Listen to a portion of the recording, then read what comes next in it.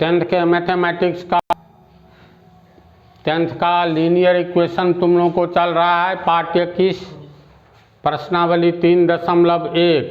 तो प्रश्नावली 3.1 में पहला और दूसरा जैसा हिसाब था उसी टाइप का ये है। इसमें भी कहता है बीजगणितीय तथा ज्यामितीय रूपों में व्यक्त कीजिए। तो 2 किलो सेब और 1 किलो अंगूर का मूल्य किसी दिन ₹160 था। 1 महीने बाद 4 किलो सेब और 2 किलो अंगूर का मूल्य ₹300 हो जाता है। इस स्थिति को बीजगणितीय तथा ज्यामितीय रूपों में व्यक्त कीजिए। तो पहली पंक्ति के अनुसार 2 किलो सेब और 1 किलो अंगूर का मूल्य 160 रुपया, अलग अलग नहीं है दाम। 2 किलो सेब लो, 1 किलो अंगूर लो, तो इसके लिए 160 रुपया देना पड़ता है। तो मान लेंगे हम लोग 1 किलो सेब का दाम कुछ है और 1 किलो अंगूर का दाम कुछ मान लेंगे। तो मान लो 1 किलो सेब का दाम 100 रुपया है। आंसर 3, माना कि 1 किलो सेब का दाम बराबर 100 रुपया। तो कितना सेब है? 2 किलो। तो 2 किलो सेब का दाम कितना? 1 किलो का 100 रुपया। तो 2 किलो सेब का दाम 2 गुने x यानी 2x रुपया होगा। फिर कहता है 2 किलो सेब और 1 किलो अंगूर का मूल्य किसी दिन 160 रुपये था। तो 1 किलो अंगूर का दाम मान लो y रुपया।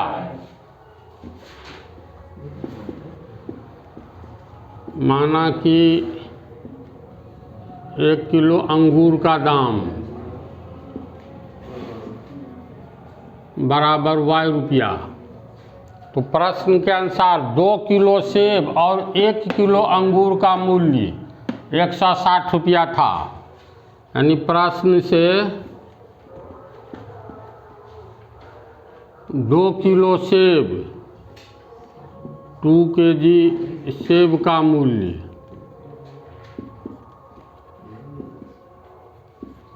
प्लस 1 kg अंगूर का मूल्य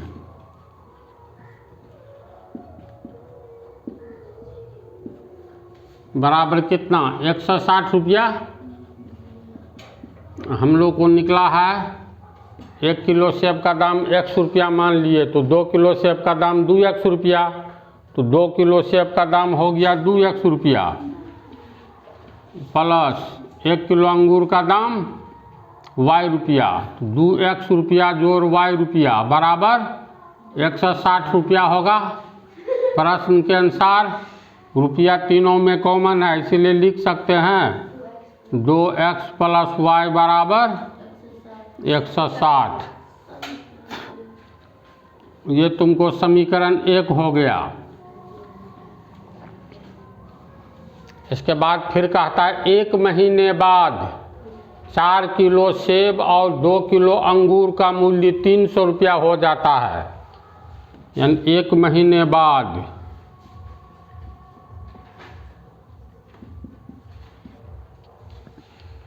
4 किलो सेब और 2 किलो अंगूर, 4 किलो सेब का दाम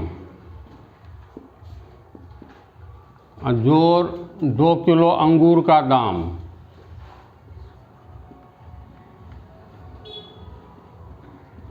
ये हो जाता है कितना? 300 रुपया। तो हम लोग 1 किलो सेब का दाम 100 रुपया माने हैं। तो 4 किलो सेब का दाम 4x रुपया होगा। तो 4x रुपया प्लस 1 किलो अंगूर का दाम y रुपया। तो 2 किलो अंगूर का दाम 2y रुपया। ये हो गया बराबर 300 रुपया। रुपया देखो तीनों जगह कॉमन है, तो ये हो जाएगा 4x प्लस 2y बराबर 300 होगा। तो ये हो गया समीकरण 2। तो प्रश्न के अनुसार इस स्थिति को, यानी ये जो हिसाब है, कहता है इसको बीजगणितीय रूप में तथा ज्यामितीय रूपों में व्यक्त कीजिए। तो ज्यों समीकरण आ गया त्यों ही समझो ये दोनों समीकरण बीजगणितीय रूप हुआ, और इसके आधार पर अब ग्राफ तैयार करना है। ये दो समीकरण हम लोग को प्राप्त हुआ है। तो ज्यामितीय निरूपण का अर्थ होता है ग्राफ खींचना। तो ग्राफ खींचने के लिए दोनों समीकरण में या तो x का मान निकालेंगे या y का। तो दिए गए समीकरण युग्म का ज्यामितीय निरूपण, तो पहले समीकरण 1 को हल करेंगे।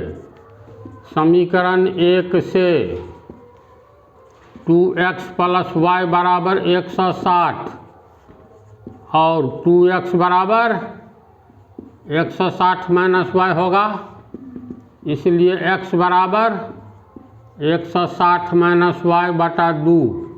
ये हो गया समीकरण 3। अब समीकरण 2 से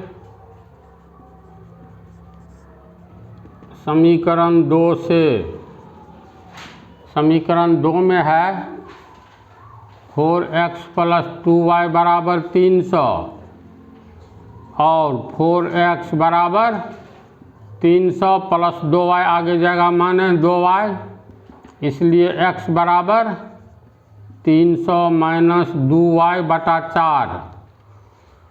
अब ये चौथा समीकरण प्राप्त हुआ। तो अब दोनों समीकरण यानी तीसरा और चौथा का हम लोग टेबल बनाएंगे। तो पहले 3 का टेबल बनाते हैं। x बराबर इतना है, तो चलो समीकरण 3 का टेबल।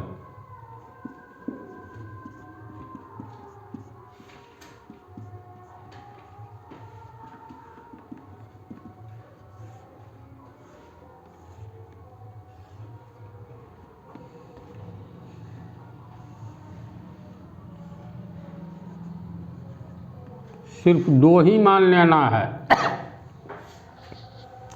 समीकरण 3 में है तुमको x बराबर 160, यानी x बराबर 160 - y बटा 2।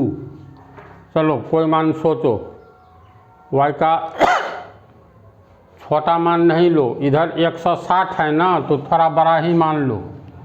मान करके चलो, अगर 100 लेते हैं, y बराबर 100, y बराबर 100, तो 160 में से 100 घट गया, 60 बचा, और 60 में 200 भाग देंगे तो 80 होगा। बोलो, चलो y का 80 मान ले लेते हैं। तो 160 में से 80 घटा 80 बटा 2 का मतलब 40 होगा। समझा इसको? ये 3 का हुआ। अब समीकरण 4 का टेबल।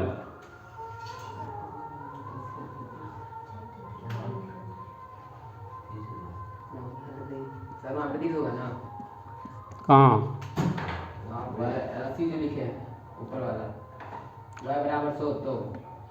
y बराबर दिए 100, तो 160 में से 100 घटा दो, 60 हुआ।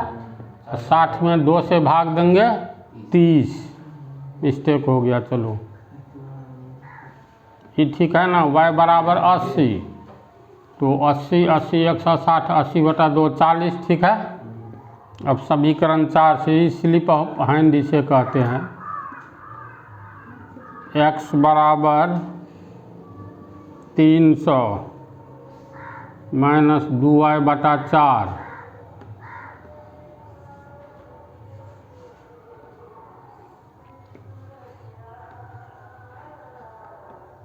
इसमें भी पहले y का ही मान लेंगे। y का मान लो 50 लिया जाए, तो 50, y का मान 50, तो 50 दूनी 100, 300 में से 100 गया 200, 200 में 4 से भाग देंगे 50 होगा, ठीक है ना जी। 50 दूनी 100, 200 बटा 4, ठीक है। चलो इसका मान ले लिए 100, तो 100 दूनी 200, 300 में से 200 गया 100, 100 बटा 25 4, यानी यहाँ 25 होगा। मिस्टेक नहीं है। y का मान 100 दूनी 200, 300 में से 200 गया, 100/4 25। तो इस तरह हम लोग 2 ठो टेबल तैयार कर लेंगे ग्राफ खींचने के लिए, है ना। चलो इसमें देखो, जैसे डाटा बड़ा है, x का मान 30 है तो y का 100, तो समान दूरी पर ये 20 मान लिए हैं, तो इतना ही दूरी पर ये 40, 60, 80, 100। डाटा जब बड़ा हो ना तो 10 का, 20 का, 25 का, 30 का, इस तरह से डिस्टेंस मानना। तो x बराबर 30 तो y बराबर 100। x बराबर 30 कहाँ होगा, तो 20 और 40 के ठीक बीच में होगा यहाँ पर। तो ये y एक्सिस के समानांतर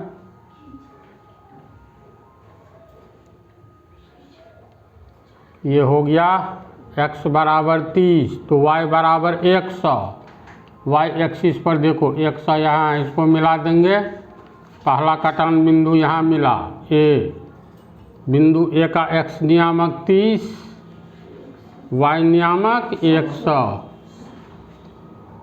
पुनः x का मान 40, 40 ये है,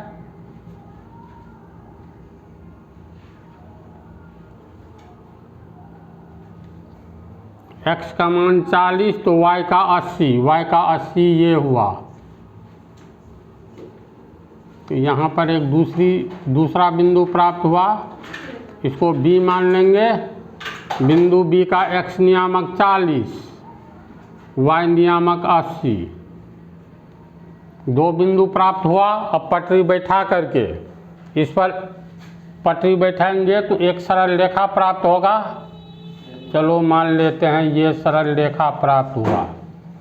ये हो गया तुमको पहला समीकरण है 2x प्लस y बराबर 160 का ग्राफ।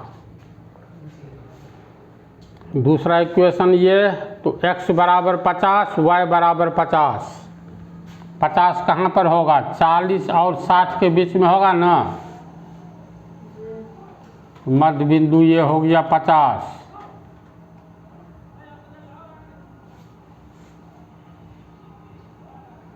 पटरी बैठा करके खींचोगे ना तो बिल्कुल सीधा आएगा ग्राफ पेपर पर। x बराबर 50 तो y बराबर भी 50। 40 और 60 के बीच में यहाँ मध्य बिंदु पर 50 होगा y का मान। तो देखो ये था ना, ये कटान बिंदु ये प्राप्त हुआ। x बराबर 50 यहाँ, y बराबर भी 50 यहाँ पर। तो ये बिंदु प्राप्त हुआ, इसका नाम A B माने हैं, चलो C मान लेते हैं। C बिंदु का x नियामक 50 और y नियामक भी 50। फिर x का मान 25 तो 20, यहाँ पर 30 है, 20 और 30 के बीच में 25 होगा ना जी। तो इस मध्य बिंदु पर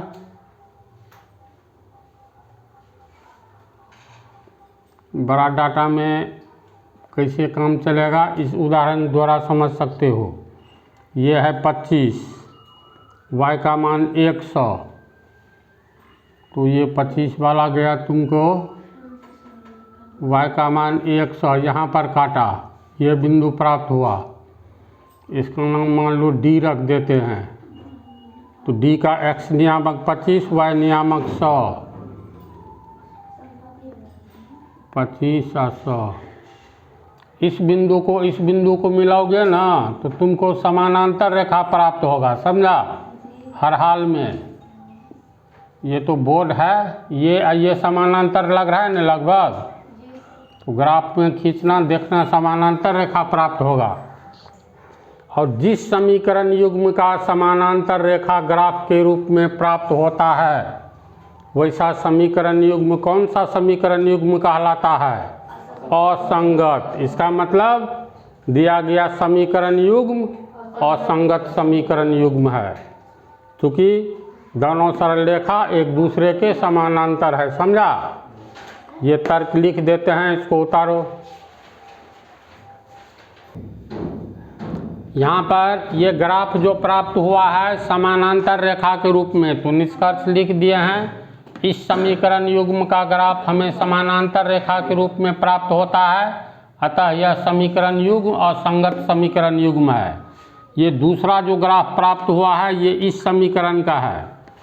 मूल समीकरण है 4x + 2y = 300। तो कैसे ग्राफ खींचेंगे तुम लोग को मालूम हो गया। ग्राफ कॉपी में इसे बना करके लाना है। इस एक्सरसाइज में 3 ही हिसाब था, समाप्त हुआ। अब नेक्स्ट एक्सरसाइज का पार्ट 22 में